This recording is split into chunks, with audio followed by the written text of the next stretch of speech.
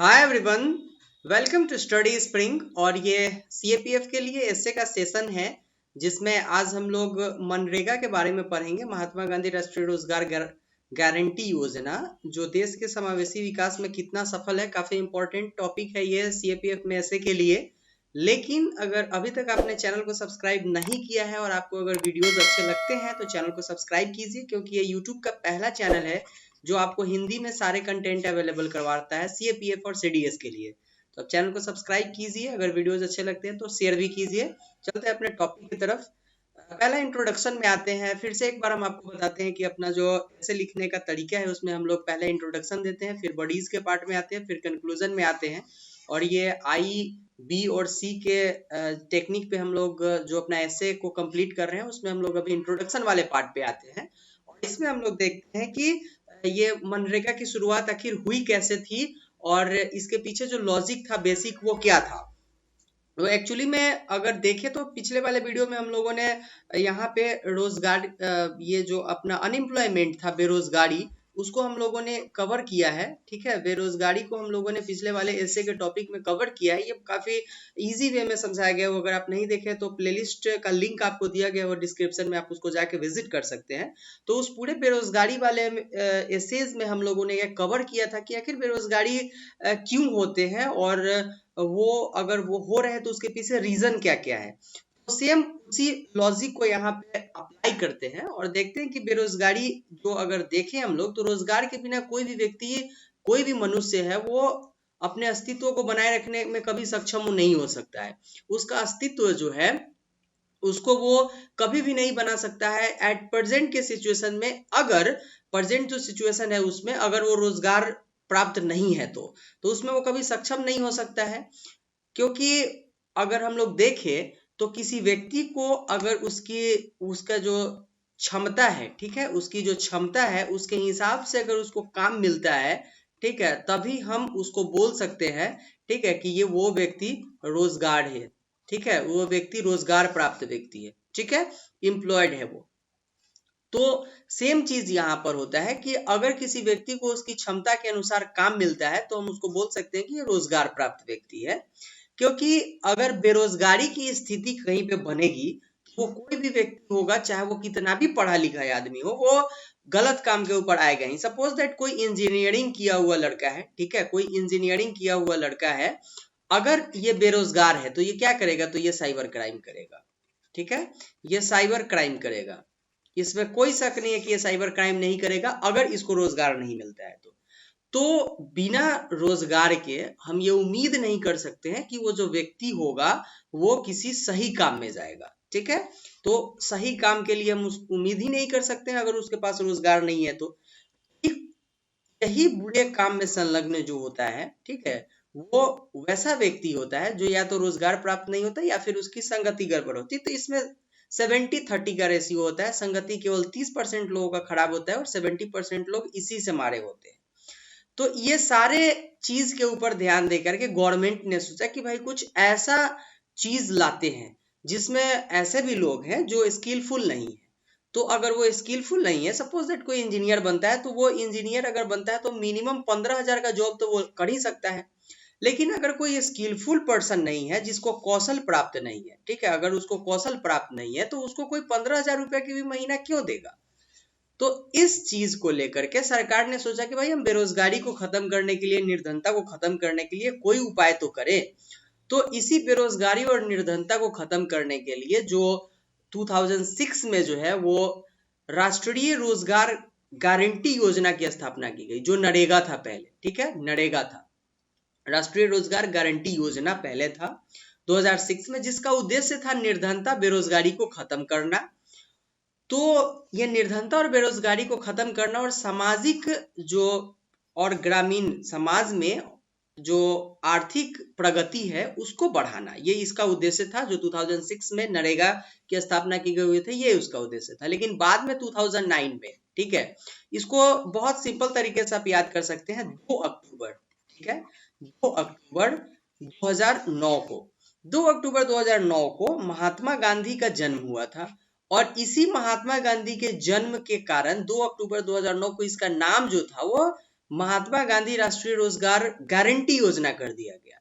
Simple introduction देंगे हम लोग, और इतना जो इंट्रोडक्शन देंगे ये बेस्ट होगा इसके लिए। और अगर हिंदी मीडियम स्टूडेंट है तो काफी सिंपल भाषा में हम लोग इसको लिखेंगे, क्योंकि बहुत ज्यादा डिफिकल्ट वर्ड यूज नहीं करना, और केवल 300 वर्ड में हमको लिखना है, तो उसमें हम केवल सेलेक्टेड वर्ड ही लिखेंगे और वही अच्छा एसेज कंप्लीट करेगा। यहाँ पर आते हैं हम इसके जो इसका बॉडीज है उसके ऊपर। तो जब नरेगा से ये जो बना, वो नरेगा से जब ये मनरेगा की ओर बढ़ा, ठीक है, जैसे ही नरेगा से ये मनरेगा की ओर बढ़ा, तो ये विश्व का सबसे बड़ा सामाजिक कल्याण कार्यक्रम हुआ। सामाजिक कल्याण कार्यक्रम का मतलब, कल्याण का मतलब आप क्या समझते हैं? हेल्प करना किसी का, उसका उद्धार करना। तो सामाजिक कल्याण के लिए विश्व का सबसे बड़ा अगर कोई कार्यक्रम बना हुआ है अभी तक, तो वो मनरेगा बना है। ठीक है, जो प्रत्येक परिवार के अकुशल श्रमिक को जो काम करना चाहता है, ऐसी बात नहीं है कि वो अकुशल है तो काम करना नहीं चाह रहा है फिर भी हम उसको रोजगार दे रहे हैं मनरेगा के थ्रू, ऐसी बात नहीं है। जो काम करना चाहता है, जो इच्छुक व्यक्ति है, उसको एक साल में कम से कम 100 दिन की जो यहाँ पर काम है, 100 दिन का रोजगार उसको दिया जाएगा एक साल में। मीन्स 365 दिन में, 365 दिन में ये जो है वो 100 दिन का रोजगार देगा मनरेगा उस आदमी को, अगर वो कौशल प्राप्त नहीं है, स्किलफुल पर्सन नहीं है तो। क्लियर है यहाँ पर? लेकिन अगर उसको ये 100 दिन का काम सरकार की तरफ से नहीं किया जा रहा है, तो उसको दैनिक बेरोजगारी भत्ता दिया जाएगा। सपोज दैट अगर सरकार के पास कोई काम ही नहीं है, लेकिन वो जॉब कार्ड में रजिस्टर्ड होगा, तो काम नहीं होने के बाद, ठीक है, अगर मान लिया कि 100 दिन का काम होना था, किसी कारणवश अभी लॉकडाउन है, ये 100 दिन का काम नहीं हुआ, कोई बात नहीं है, तो इस एवज में इसको दैनिक बेरोजगारी भत्ता दिया जाएगा। और इसके साथ ही अगर 5 किलोमीटर से दूर इसको काम करने के लिए जाना होगा, तो इसको परिवहन भत्ता भी दिया जाएगा। ये मनरेगा की फैसिलिटी है। यहाँ पर ये प्रावधान किया गया हुआ था 2009 के बाद से। बेसिक चीज है जिसको हम लोग यहाँ पर लिखेंगे, क्योंकि अपना टॉपिक भी है कि ये विकास में कितना हेल्पफुल है। तो इसके जितने हमारे पास जो भी इसके लिए जो फीचर्स इसमें जोड़े गए हुए हैं, वो सारे के ऊपर ध्यान देंगे। इसके साथ ही अगर मान लीजिए कि कोई ऐसा क्षेत्र है जिसमें सूखा पड़ जाता है, कुछ ऐसे भी क्षेत्र होते हैं जहाँ पे वर्षा नहीं होती है, तो उसको सूखा क्षेत्र घोषित कर दिया जाता है। ठीक है, उसको सूखा क्षेत्र घोषित कर दिया जाता है राज्य सरकार के थ्रू।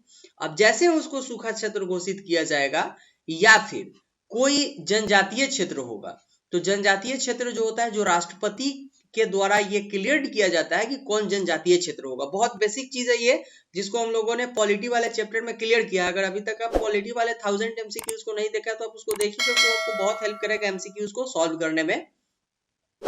तो अगर सूखा क्षेत्र होगा या फिर जनजातीय क्षेत्र होगा, तो वहां पे 150 दिन का रोजगार दिया जाएगा। काफी क्लियर है ये मनरेगा की एक फैसिलिटी है जिसमें इंक्लूड किया गया हुआ है। और ये सारे जो काम होंगे, अगर 100 दिन का काम हो रहा है और इसमें मान लिया कि 700 मजदूर काम कर रहे हैं, तो इसका जो 33% होगा, ठीक है, ये हमारी महिलाएं होंगी। सपोज दैट 100 आदमी है, इसमें 33% महिलाएं होंगी। ठीक है, मीन्स कि 33 महिलाएं, अगर 100 आदमी काम कर रहा है तो 33 महिलाएं उसमें होंगी ही होंगी, और बाकी के जो रेस्ट बचे हुए हैं वो जो होंगे वो पुरुष होंगे। ये जो चीज आया 33% महिलाओं को इसमें आरक्षण जो दिया गया, ये क्या करेगा? तो ये आपका करेगा नारी सशक्तिकरण। ठीक है, महिला सशक्तिकरण, जिसको आप वुमेन एम्पावरमेंट बोलते हैं, ये इसके ऊपर ध्यान देगा। क्योंकि नारियां जब काम करेगी, उनके पास वित्त सहायता होगा, तो वो अपने आप से स्टेबल हो पाएंगे। तो ये भी इसके अंदर इंक्लूड किया गया। तो एक मनरेगा से 2-3 चीजों के ऊपर अटैक किया जा रहा है डायरेक्टली, जैसे कि बेरोजगारी हो गया, आपका शिक्षा हो गया, आपका अगर इसके ऊपर देखा जाए तो बेरोजगारी हो गया, शिक्षा हो गया, फिर से निर्धनता हो गया, ये सारे चीज के ऊपर अटैक किया जा रहा है सरकार की तरफ से कि इसको खत्म किया जाए। फिर से आते हैं इसके ऊपर। लेकिन भाई कोई अगर रूल एंड रेगुलेशन बनाए जाते हैं, कोई स्कीम अगर लाया जाता है, तो उसमें कुछ खामियां होती है, उसके अंदर कुछ लूप होल्स होते हैं। ऐसी बात नहीं है कि सारे स्कीम्स 100% हो जाते हैं। जैसे अभी आयुष्मान भारत योजना है, इसके अंदर कुछ लूप होल्स हैं जिसका फायदा प्राइवेट हॉस्पिटल्स वाले उठा रहे हैं, कोई शक नहीं है। सेम उसी तरीके से जब मनरेगा को लाया गया था, तो उसमें बहुत सारे लूप होल्स थी जिसको भी भरने का काम किया जा रहा है। तो जिसमें अगर देखा जाए तो पहली बात इसमें क्या है कि 28 करोड़ अकुशल श्रमिक यहाँ पे काम करते हैं। ठीक है, जिनके पास जॉब कार्ड है। ये तो क्लियर बात है कि इसमें 28 करोड़ अकुशल आदमी को इसके अंदर इंक्लूड किया गया, वो काम करते हैं, पैसे कमाते हैं, मिनिमम अपना जो खर्च है उसको पूरा कर लेते हैं इसके थ्रू। लेकिन क्या होता है कि इसके अगर इस पूरे 28 करोड़ के डाटा को आप देखेंगे तो पूरे निर्धनता का 30% है, केवल 30% है।